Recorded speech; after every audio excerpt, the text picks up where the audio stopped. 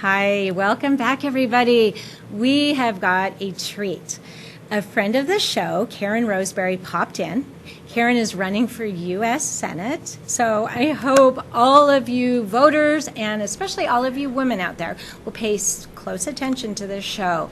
This is super exciting. I am honored and humbled that she has chosen to pop back in and be on the show. And so, that being said, I give you Karen Roseberry. Thank you so very much for having me. I really appreciate being on the show and just sort of being able to pop in. Thank you. So, Karen, what can you tell us about yourself, and then we'll talk about the system. Sounds excellent. Okay. I'm a 38-year-old educator from the Antelope Valley. I hold a master's degree in political science, and I'm very concerned about the future. I have a platform that's called Save the Future because I've seen bad federal law over my entire adult life that is undermining the potential that our young people should have in the greatness of our country. We need to have a secure foreign policy.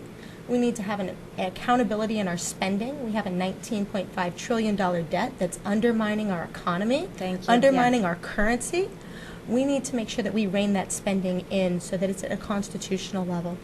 We need to go ahead and make sure that the laws that we're passing are consistent with the values of our Constitution: life, liberty, freedom, and opportunity. And we need educational excellence by bringing the decisions back to teachers, to parents, and the local school board, as opposed to decisions being made at the federal level where they have a one-size-fits-all cookie-cutter mentality that doesn't allow for a truly customized education where parents are involved saying, this is what we want to see for our children. Wow, thank you. As a parent who has, I've run the gamut. I've had my kids are now grown and off starting their own families, and we've literally done homeschool, private school, and public school. And, you know, I felt such opposition at certain points of those choices. And so I just applaud you for actually taking note of that from, you know, an educator standpoint, but also a parental standpoint. Thank you. Most certainly. I'm personally not a parent, but I think kids are the best return of investment on time that there is. I don't think you have to be. I would agree with you. I love to teach the next generation because I think that we need good education. I love to volunteer with young people at summer camp, and I really just want to make sure that what we pass on to them in the way of our federal government is much better than what we're currently putting together. Oh, Karen, for them. I bet you are so much fun at summer camp. I can just see that twinkle in your eye. Oh my gosh, I would stay away from you if you had water balloons. Oh, how fun. Good point. I could tell. Thank you. You know, Karen, I think the one thing about at least the presidential election that's going on is we are all being educated about what is taking place in Washington, not necessarily going on day to day, but we're seeing where accountability maybe isn't what we thought it was. I think that you're exactly correct. Part of what's happening in this election cycle, and this crosses various offices, but the underlying sentiment is that we have sent people to Washington to do a job and they failed us in the job that they were supposed to do. And people are very, very frustrated. Some are angry about this, and they're saying we need to shake up this system. We need to do something better. And part of that goes along with reasons why I'm running. I think we need more citizen stateswomen to step forward into that role. I think that we've had too many career politicians. I think we've had too many lawyers. I think we've had too many people that have done business as usual, and we need to go back and say, let's start at the beginning. Let's do things like zero-based budgeting, and rather than have a budget that is simply last year's budget, so oftentimes inflated by 4%, let's start from scratch. Where do we actually need to spend that money? How about we pass bills that we can read first, rather than 2,000-page omnibus bills? Let's do 3- and 5-page bills that address a particular issue that everyone can go ahead and read, add appropriate amendments to, and deal with in a very logical and common sense manner, as opposed to this idea of let's cram thousands and thousands of pages into a bill that no one has read. No one's going to take no one has the time to read all that. Exactly. And it creates for a poorly managed governmental system. It was never the way it was designed constitutionally, And that's why we're seeing the frustration that we're seeing by voters. They want the government mostly to set up structure to keep order in our system. They want the military to be paid. They want secure borders. They want defense. And in many other cases, they want the federal government to stay out. And that's what we actually need to get back to our roots of. We need more independent action. We need more personal accountability, personal responsibility, and the role of the individual needs to be accountable for his and her own actions rather than trying to legislate every single thing from a federal level so that there is no longer an opportunity for states to step in, an opportunity for local governments to say this is what's best for our community. When the federal government overarches and overextends their powers, we have a conflict of our rights, and people are getting fed up with that. We are supposed to be the land of the free and the home of the brave. And I feel like my freedoms are overshadowed many times by the freedom of all, which really is nothing more than, like bondage. It's exactly right. If there is legislation that is being passed that contradicts one right over another, it's bad legislation.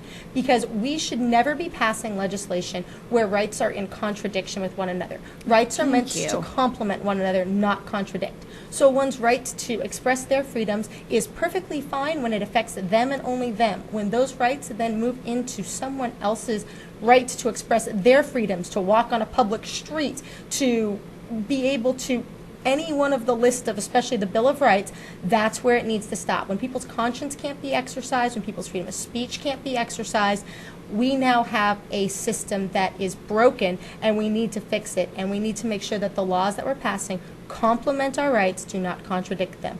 And for too often, there has been this system of, well, we need to make sure there's protected people groups, which is not necessarily going to be beneficial because it actually sets up animosity between people groups when we do that. Yes, I think it does. And we need to better educate, Yeah. and we need the people to come together to find good solutions rather than trying to have government regulate something that is only going to be addressed when people openly discuss, sometimes debate the issues to come to a resolution. But government is not the answer.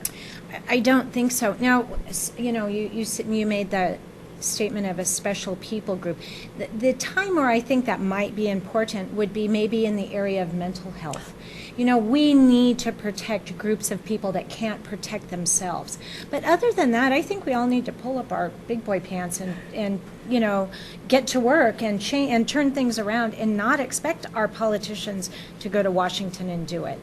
What do you see as the biggest obstacle going to the U.S. Senate or representing California? Sure. I think that the status quo, I think the power of money, I think both of those are big issues. And I think that both of them can be challenged. I think that people are more and more frustrated by the status quo, and they want to see something shaken up and different. And quite honestly, even the follow the money, which has normally been the mentality for so long, I think is actually being replaced with people that are becoming very power hungry, and that is a concern. And it also means that it's not just necessarily about who has the biggest checkbooks. It really means how can we bring people into an ideological framework that is actually constitutional. It means better information. Yes. Because right now what we're seeing is we're seeing a power struggle for the minds of people that's being fought oftentimes in social media rather than in the hearts and minds and lives of open and good discussion. And we need to make sure that people are making informed and rational decisions and not decisions that are based off of pure emotion, frustration, and sometimes anger, because that's when mob rule takes place. And making decisions, I think it's really sad when our young people are being educated about, say, government by watching reality shows and getting their opinions that way. I mean, I think one of the best things from the arts community to happen lately is Hamilton. Have you heard about the Broadway play? I have, yes. I would really like to see that. I heard a lot about it this morning, and I thought, wow, now that's an educational source that people can get behind, I agree. HBO did a series not too long ago on John Adams. It also was a very good series as well. Yes, I agree. And yes, I think we need to look back to what our founders put together for us, because we so oftentimes want to marginalize them is they don't understand modern day civilization. They understood human nature, Yes. and human nature has not substantially changed. No. And that is where, again, when these issues of power struggles come up, they knew that there was going to be a competition over the control of power. They understood that money was part of that and that we need to deal with the money issues. But when we actually are vying for power over money, we have an issue of constitutionality that has to be Thank you reined for saying back that. in. Yes, it really, really does. It's gotten, I want to genuinely believe that our politicians have gone to Washington with the best sentiment in mind, and the intentions are there. However, when they get there, the lobbyists take over, and the lobbyist is greed, and greed makes for pride. And all of that, puts that quandary in one's soul. And if you're not really a strong moral person, you can get swept away. I mean, we're seeing it. And I don't think any of us realized the extent that was, whoever you're voting for, I'm not here to say one way or the other, folks. I am purely Except for me, saying, Karen Roseberry for U.S. Senate. that's right. Yay! Vote for Karen. No, but I'm saying this election with the presidential nominees that are there has really brought to light a lot of things that are going on in Washington that I know middle class wasn't really aware of. There used to be a sentiment that character mattered for your politician, and it you. should matter, because character shows the habit of one's life, and it shows whether or not what someone is saying are just mere words, or if it is actually a belief structure, and whether or not it's actually the habit of their life in what they do. That's and right. It's difficult because you're being asked to usually gauge candidates on what they say, and you need to be able to look at their life. And so while most people are hearing me say this and they might be questioning, well, how can we trust what you're saying here? And I wish that I could bring forth just a litany of my students before, but the fact that I teach in schools, I would just put forward the fact that kids know hypocrisy when they see it. Oh, and, sure. And the fact that I continue to enjoy interacting with students, I believe speaks to the fact that they know and they can sense honesty and truthfulness can sense faster that, than yes. anyone else. I agree. And I I agree. think that when you work in that arena and when you're going to be called on that arena, I think that just demonstrates that there's something more than just the words that are being said. But I agree with you. We've seen this from Aristotle, we've seen this from John Adams, we've seen this from Teddy Roosevelt, we've seen this throughout history where we see habits and morals needing to be a larger part of our leadership framework. And when we move away from that, we get leaders that are going to be more susceptible to greed and corruption, special interests, lobbyists, and all of those things that can destroy our government, rather than individuals of moral virtue that say, you know what, this is right, this is wrong, this is the constitutional framework and ideology that we are going to operate and exist from, and actually make sure that our government remains for posterity and for the next generation. And we're not judging anybody. People make mistakes. Yes, and, I agree. and you can completely turn your life around. Yes. What I think you're bringing to light is that consistent lifestyle, life choices that almost propel one forward. Because you've made these choices, these things happen in your life. And I think you're a great example. Gosh, Karen, if you are elected to the U.S. Senate for the state of California representing us, what would you do for California? Let's Sure. get a little closer to home here. Sure. In regards to California, I think that we've been very, very regulated to the point that we've driven business out, and that's concerning. And so I think that we need to make sure that a number of federal regulations that are not constitutional can be limited and reined in, and I think that by so doing we might be able to free up kind of the burden that we're seeing on businesses. Another bill that I'm seriously looking into that I think would be a benefit for California and for the nation as a whole would be moving towards what's called a fair tax. The fair tax actually changes our entire taxation system from being income tax based, corporate sales tax based, payroll tax based, where you're basically taxed for work, which is kind of a detriment to the system, and moves it to a consumption based tax. No tax policy is going to be perfect, but in so doing, it gives a lot more choice to consumers. It gives a lot more choice in taxation, and it also would help to bring in just a complete influx of new jobs, because corporations that previously would not want to set up business in the United States because of high payroll and corporate taxes would all of a sudden realize that these taxes are going to be consumption-based, which essentially... So is this more like what Canada has? I would actually have to research Canada's tax policy. I'm not sure. I don't believe so, because Canada moves pretty far into socialism, so I don't believe that they have a consumption-based tax. I just know that my mom lives up there in the Vancouver area, and a lot of times she'll come down here and buy her clothing, or not all of it, I'm not trying to get you in trouble, but she'll come down and buy certain purchases that she would be taxed almost 40% up there. Okay, so that's going to be very different. So in terms of what the consumption-based tax does, what this basically is saying is this.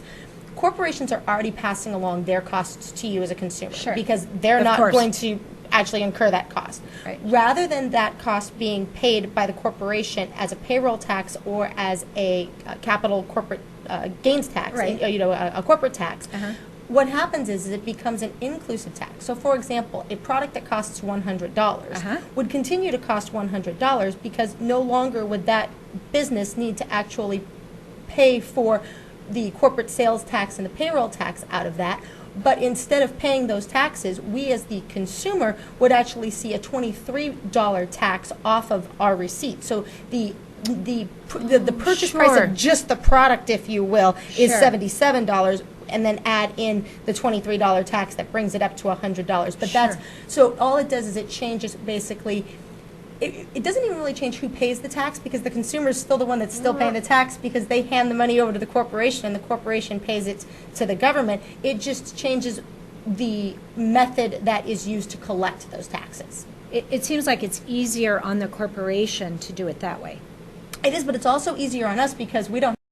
Yes. And so the great thing about we call this the fair tax, which is a consumption-based tax, is that it does away with income tax. So while it will actually benefit companies that want to come and actually create new jobs and actually set up manufacturing in the United States and just bring in an influx of jobs and business, it also helps the individual, because they would not be required to pay income tax. Now, to be perfectly fair, I don't want to paint a picture that is inaccurate. You will most likely see, the greatest probability, if we could actually get this particular bill passed, will be that your take-home pay will increase. Because your take-home pay increases, part of the payroll taxes that your company pays for that would not necessarily be reduced completely out of the cost of your good, but it's basically a half and half. So you will see your payroll taxes no longer being taken from your check.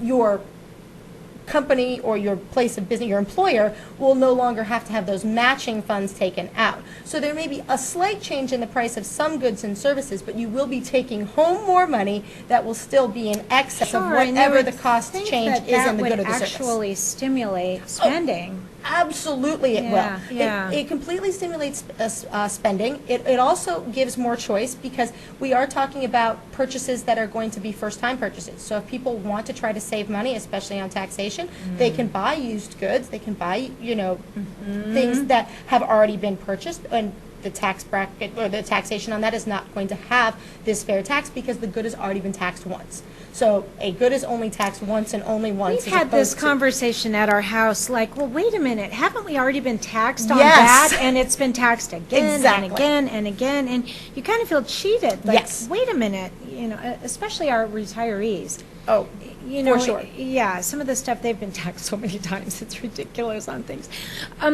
Karen, I would think that with your background, you would really be focusing on the California education system also. I know when I was in school, we had some of the best in the country, and now we've fallen so far behind.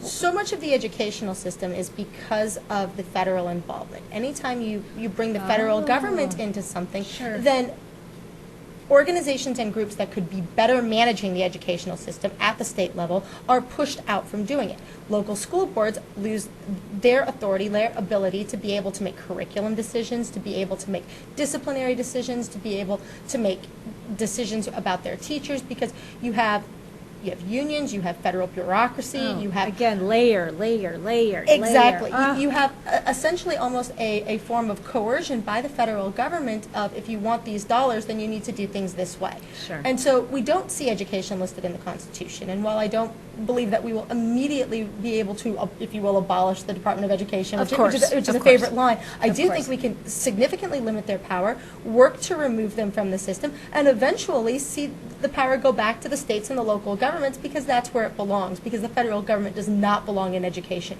And so I would certainly be working and making efforts towards that eventual removal, because it also helps with just spending in general, going back to our debt issues. So we want to make sure that there's a system in place so that school districts get the funds that they need, and we don't see completely impoverished school districts without funds. There does need to be an equity that is involved in making sure that schools do have the money that they need. But more often than not, one's education is not directly related to the money that a school gets. There are some relationships that are present within the community and the involvement by parents, and that's what we need to do. We need to be able to build that involvement with the parents so that they have a vested interest in their child's education. And we oftentimes see that with charter schools. We see that with smaller school districts. We see that with lower class sizes, more interaction with the teacher, and anytime something gets federalized, we just keep getting layer upon layer, bigger and bigger, and it moves away from that direct relationship that's so much more functional. And that original sentiment of, hey, this is about education. This is about our children. This is about making sure that they are there to create a better life for us as we get older. They're our future. Exactly. You know? And so much of that comes down to what are we teaching our children? And some of the curriculum right now is concerning. We teach a curriculum right now in terms of math that oftentimes is backwards. We ask kids to provide an explanation for problems that they don't have a skill set to solve. And so we teach logic backwards when we do that, because oftentimes they're justifying a false answer rather than actually spending the time to get an accurate answer. We're teaching sometimes revisionist history that America's not a great country, and that just undermines one's value of citizenship and sense of worth. I'm so glad you brought that up. I think that it is so important that, yes, we have a global economy right now, and we live in far more of a global situation than when I was younger or, 20 years ago. It's far more global now. However, if we relinquish our place as a great nation and we give that up so that we're all the same, yes, people are all worth the same, no matter where you come from. However, it's very important that we remain a top nation so that we can spread that help, not spread through force, but we can allow others to have that freedom opportunity. The world is a better place because of the actions of America, period. Yes. Are we perfect? No. Have there been things that have been not perfect? Of course. But the world doesn't speak German now because of the actions of the United States. The world has not fallen to communism Hitler. because of the actions of the United States. Right. We promote a system throughout the world of freedom, of opportunity, and of just a better lifestyle with the same values that we have here in the United States. Right, of good education, Yes. and a great place to live, and just a quality lifestyle. And California has got to be the best place on earth to live. I love California. I thank you so much for running for the Senate, and I just leave me a bunch of flowers. I'm going to go hand them out. I will do just that. That sounds excellent. I am voting for you, Karen. Thank you so very much. Such a pleasure being on your show. I really appreciate it. Thank you. I feel so educated now. This was great. Thank you so much for tuning in today, folks. Central Valley Talk. If you're interested in buying or selling, don't forget Mike Briggs' property down here on 1212 Van Ness. Mike is a great guy, and he'd love to help you find a home. And don't forget, vote for Karen. U.S. Senate, State of California. Thank you. Bye, you guys.